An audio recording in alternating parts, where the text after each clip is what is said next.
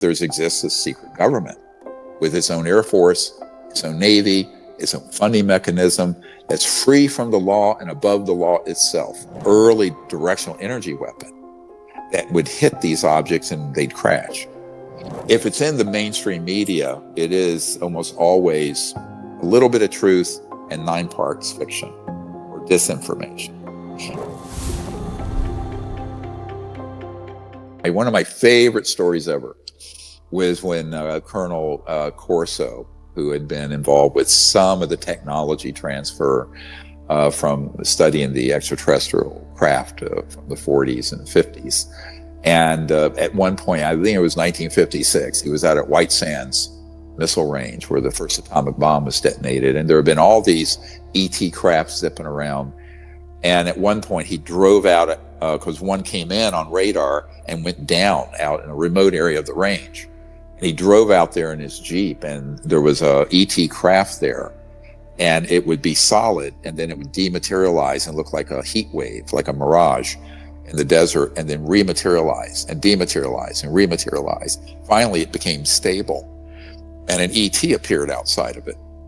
The technologies are amazing for teleporting and what have you. We'll get into that. I'm sorry. And so what happened is that the ET basically was saying, would you please stop targeting us? Because they were using the radar that had within it piggyback. This is what happened at Roswell, by the way, a early directional energy weapon that would hit these objects and they'd crash. I mean, there's this myth that somehow these ET objects go through interstellar space and interdimensional space and then can't navigate a thunderstorm in New Mexico. Well, this is ludicrous. They're targeted and have been ever since the 40s. I know how they're doing it. I know what the technologies are. But in this case, the ET said, would you please stop doing it? And Colonel Corso, being a brash young Air Force guy, Colonel goes, what's in it for me? And the ET says, a new world, if you can take it. So I sort of feel like we're at this point in 2025 where we really have, it's a fork in the road. Do we want to take that new world, or do we want to stay on the path we're on now that is going to lead to more and more environmental destruction and worse? So I think that this is the point where we together, all of us, sitting in my living room, my little fireside chat, where there's no fire, but maybe someday we'll have a fire, and say, what are we going to do now? We need to enter into this new phase of human history, and now all the elements are in place to do it. It just needs to be a peaceful transition and transformation. And I will tell you, having spoken very recently with the NOC, who's coming forward, that is his aspiration. And he's doing this with all the good, best reasons. How concerned should we be about media control and tech censorship? It's funny, I think I offended a reporter with the New York Post last week, because everyone always pivots to, how could this be kept secret? I said, well, it's been kept secret because the legacy media and the big media and a lot of the big podcasts, I won't name any right now, they answer to their moneyed masters, right? So let's say that you're someone who's a reporter and you come across this and you're either threatened or you're bribed. And you're going to take what? You're going to risk your life, or you're going to risk your position in that news entity, or you're going to agree to be sort of an agent to either kill the story or what have you. So through intimidation and corruption, the mainstream media has never covered this. And I think the other part of it is that reporters, I've been dealing with the media, like I was on Larry King Live's special back in 1994, over 30 years ago. They want very simple narratives. They want very teleologic, straight line stories. And this one isn't. This is unbelievably complex, Byzantine, nuanced, and it takes a lot of time and a lot of patience and a lot of research to unpack it. So it doesn't lend itself to the soundbite and sort of headline thing. It would take the best investigative reporting team in the world to unpack 1% of this, to be honest with you. And that has never happened. So, and when it has started to happen, they're threatened. Now, let me give you an example. People say, well, what do you mean? It's kind of abstract what I'm saying. Years ago in the 1990s, I was at a place in New York where there were a bunch of, very senior New York socialites and people there. And I think the wife of the UN Secretary General was at that meeting, and some other people. And there was a guy named Bob Schwartz, and Robert Schwartz, who was on the board of Time Life, had been on the board of Time Life media network, which became AOL Time Warner and all that. And he had been very good friends with Mike Wallace at 60 Minutes, CBS. And Mike Wallace was the premier investigative reporter, probably you could argue of all times. And he told me this. Now, Bob Schwartz was friends with Mike, and he said, the reason Mike Wallace became so depressed to the point of being suicidal was because he had found out about this UFO issue, had gotten some documents and information, and wanted to run with it at 60 Minutes. The people in the corporate C-suite at CBS, which at that time was owned by Westinghouse, I believe, which was a big defense contractor, said, oh, no, you're not. And they forbade him from doing the study.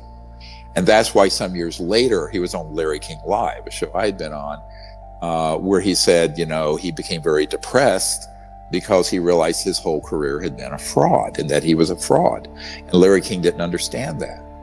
And it was because he was a man of conscience, but was not allowed to tell the biggest story in the history of the human species. And that is a true story. Now, when Bob Schwartz told me that, the way he ended the conversation, I remember we're in this, I'm there sort of doing what they call a salon where a lot of, high level financial and social and political people gather, and someone comes into a dinner party at a home and shares what they know. And so it had to be short, but he said, let me tell you, the bottom line of this is the fourth estate, the media, have become scribes taking dictation from the right hand of the king. And the right hand of the king was this vast military industrial financial complex that Eisenhower warned about when he left office just before President Kennedy was sworn in. So he said, basically, on certain stories, there is no free press. And now this was a very senior media guy, and I'm very young. I mean, I'm in my 30s, I guess, or maybe I was not quite 40. And I'm there with this titan, corporate media, and he's explaining how this works. So now extrapolate that across the media spectrum. Even big podcasts that I know of, when they wanted to have the whole story of this on, they say, well, if you want to get this huge amount from this network to have your podcast sponsored, you can't tell this story. You can tell part of it. You can tell the disinformation part of it. And by the way, if it's in the mainstream media, it is almost always a little bit of truth and 9 parts fiction or disinformation. Now, what's the point of the disinformation? It's to gaslight the political leaders as well as the public and the media about what the actual truth is. So they always want people, they will open the door to you if you're willing to say the UFOs are a threat to the national security and we need more money for the military industrial complex. Now, I'm making this very simple. But if your narrative turns that direction, every door opens. Why? Because the powers that be that control the big financial entities and the vertically and horizontally integrated media, that's the story they want to hear, right? That's the approved narrative. Now, if you have a narrative counter to that, they don't want to hear it. What is that? The saying by the famous feminist Gloria Steinem, the truth will set you free, but first it'll piss you off. So So I think that's another part of this, is that I always flash on Jack Nicholson, A Few Good Men. You can't handle the truth. Everyone says they want to know the truth until they hear the truth, and then they go, I don't want to hear this anymore, right? So I think that's part of the problem. That's human nature. And I was warned in 1990 or 91 by a CIA operative who said, if you tell the truth about this, the truth is so bizarre, it's all true, but it will discredit itself. It'll discredit you, and it'll discredit itself, because the truth is so outrageous of what's actually happened, what the technologies are, how we have hoaxed the alien threat through propaganda and psychological warfare operations, PSYOPs. And this guy knew all that. And I thought, at the time, I thought he had lost his mind. I said, what are you talking about? I'm a young, emergency doctor. I'm going, yeah, whatever, bro. But then I learned over the years, and it didn't take long, within 2 years, that the man, every word he said was true. So, that's kind of the way it happens. And it is sort of a future shock effect.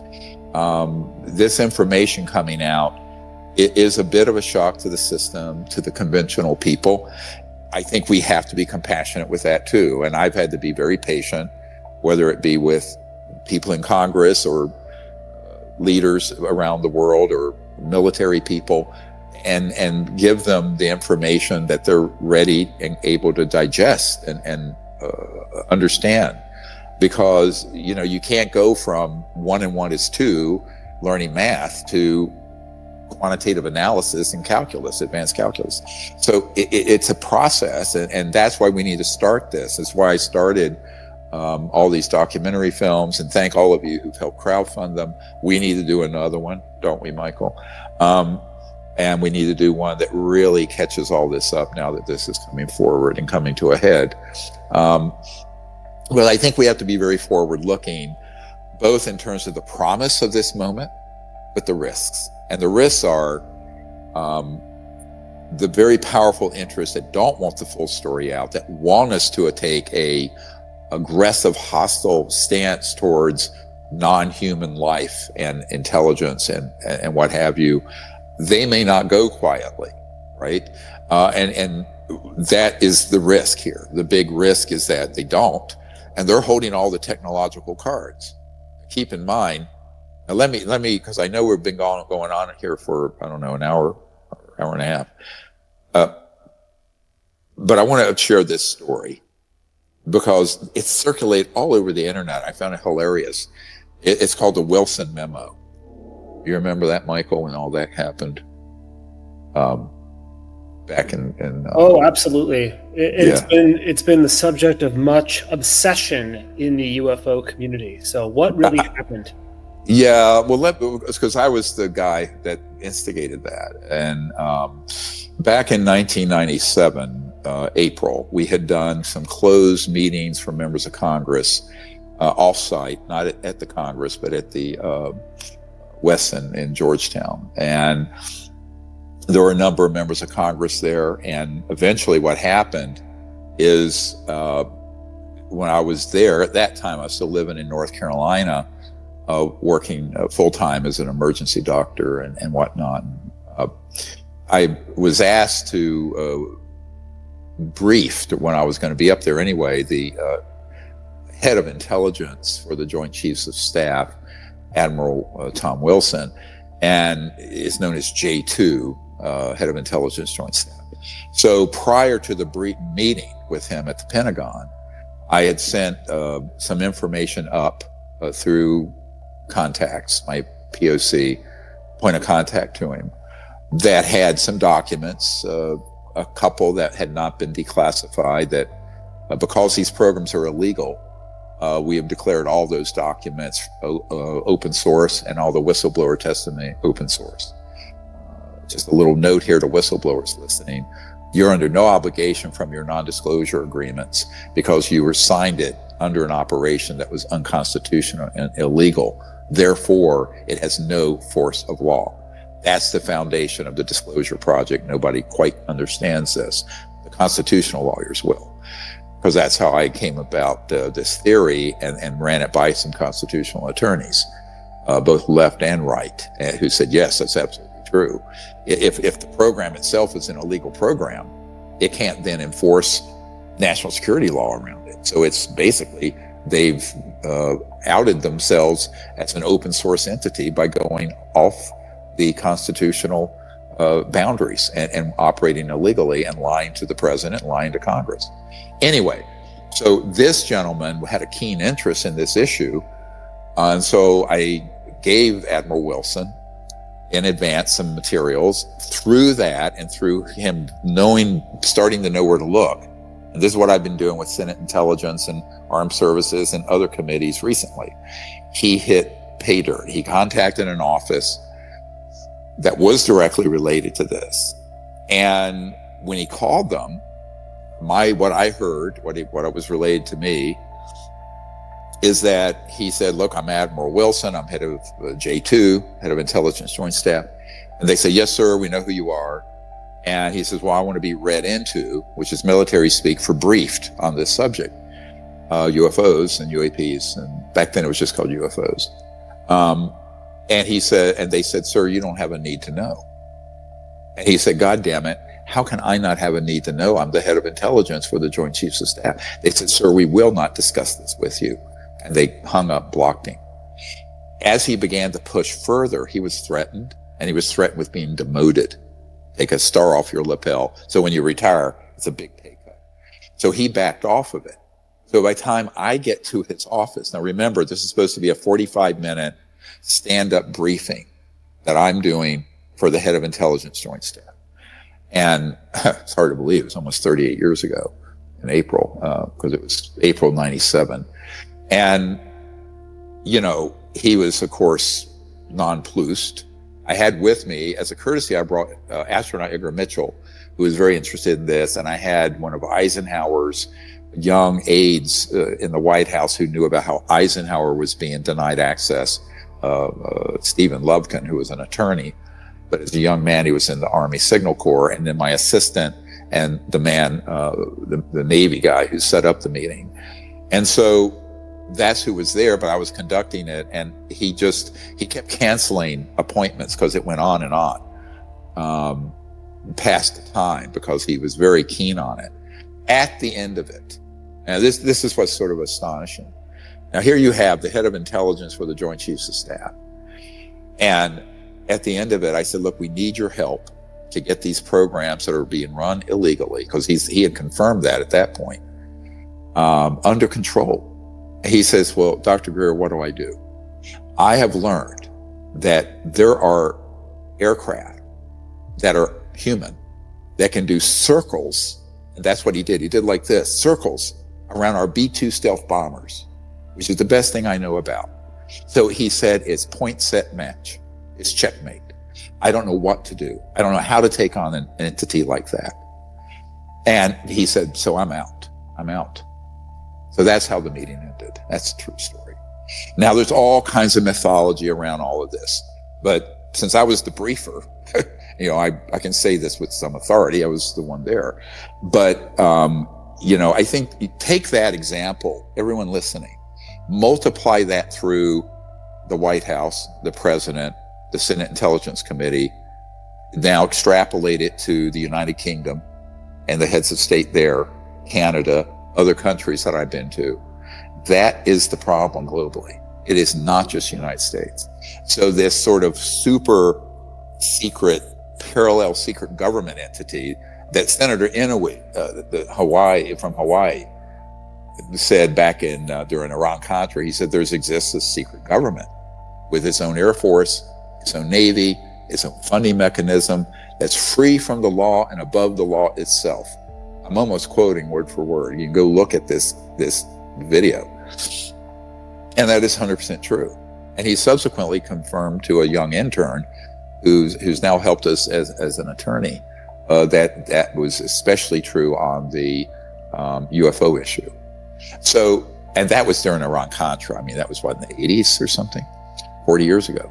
So I think that this is the problem. And I ran into the same thing with this wonderful, very interesting man this was after I briefed Admiral Wilson, and he was the head of the Defense Intelligence Agency. So for those of you who don't know what that is, it's the top military intelligence agency in the Pentagon that's over all other military intelligence operations. So it's the military version of the director of the CIA. So this is a director of the Defense Intelligence Agency, and it was General Patrick Hughes, a 3-star general.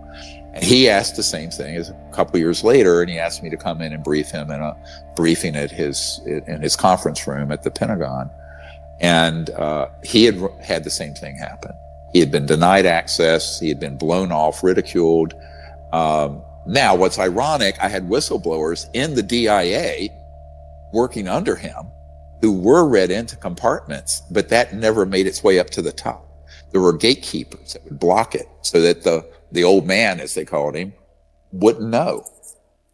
Now, people say, well, how can that happen?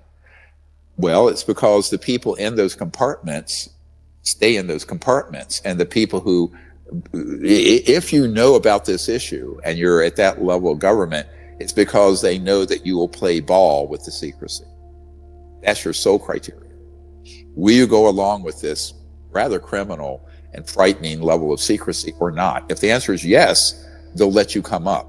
So there have been some CIA directors who've known about this, like George H.W. Bush and Bill Colby and Richard Helms. There are others who haven't. There have been some presidents who know a little bit, but had no control over it. Some who were told virtually nothing.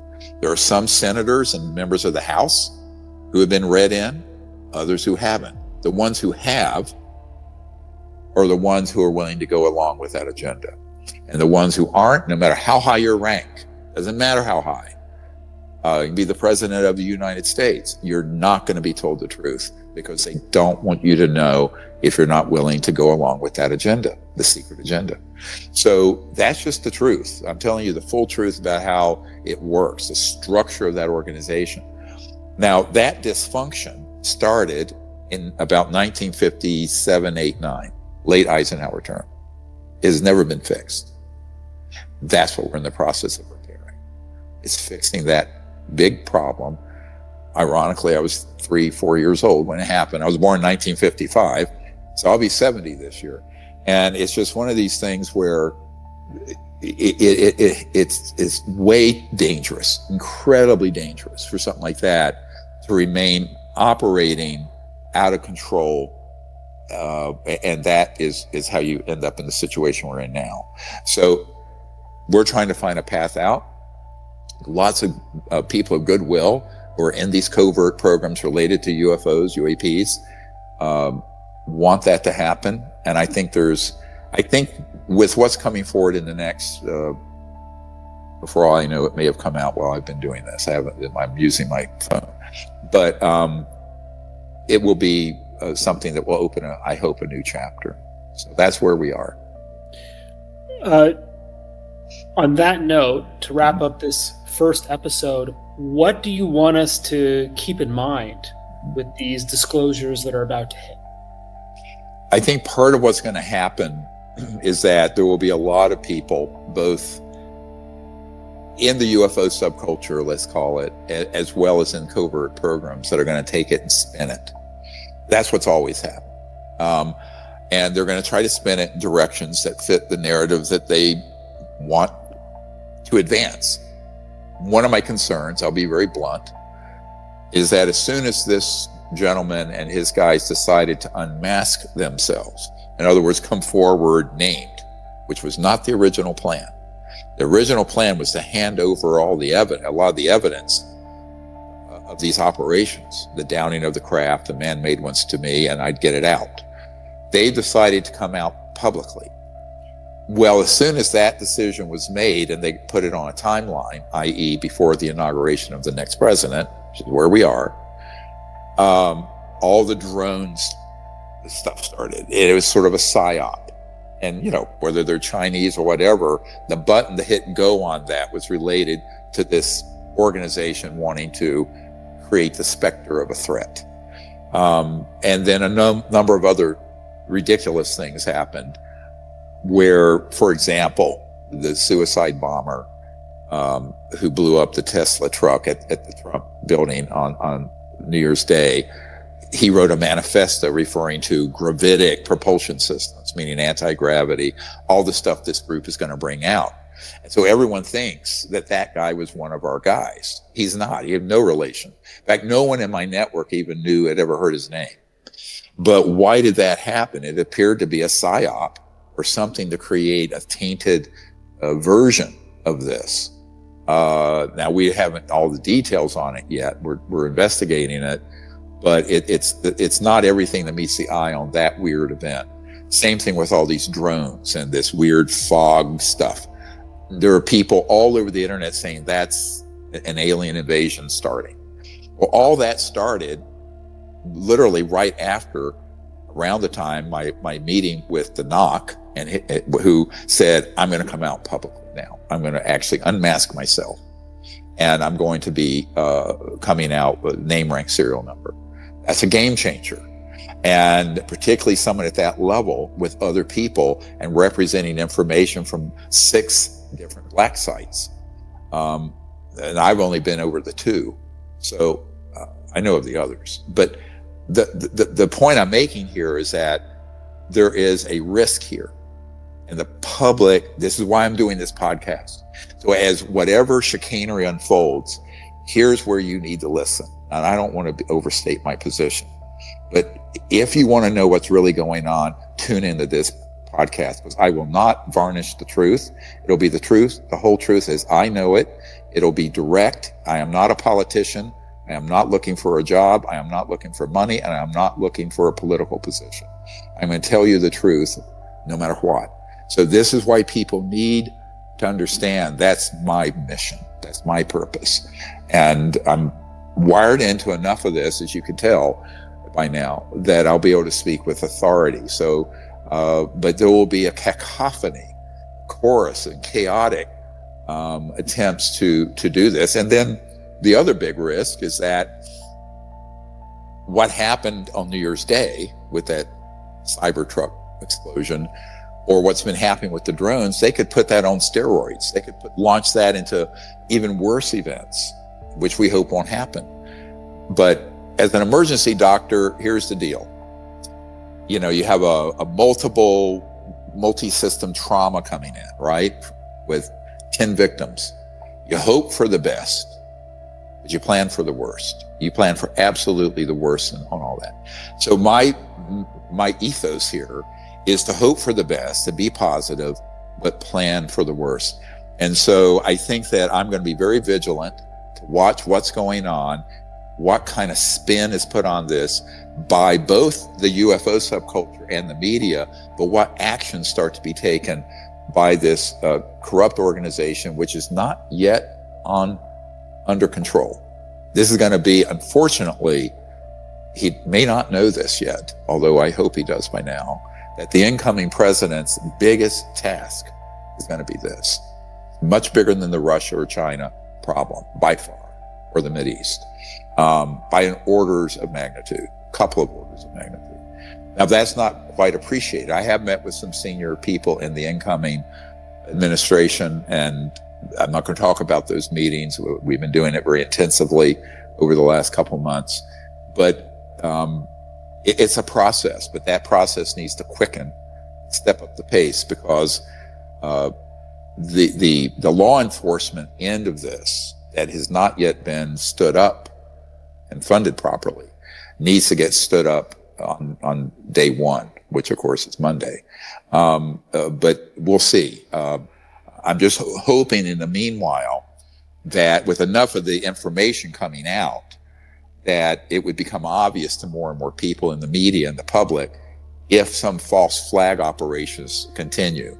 But I can tell you that the flurry of drone events and some of these other things that have happened are not a particularly good prognostic indicator, as we'd say in medicine, that organization is just going to go quietly. This is why I think that it would behoove the incoming president and Congress, as well as leaders elsewhere around the world, to come together and figure out a pathway out, including this amnesty concept, that people who need to come forward can do so safely without recriminations and liabilities. I will tell you that there's the former chairman of a Fortune 50 corporation who's reached out to me, but he's not only afraid of legal problems, but he's also afraid for the safety of his children and grandchildren. So physical safety. So there's a lot of mechanisms that need to be put in place that we've been advising literally since the Clinton administration. And I hope now that will come to fruition. If you like this video and you want to see more amazing content, go ahead and check out the next video on our channel.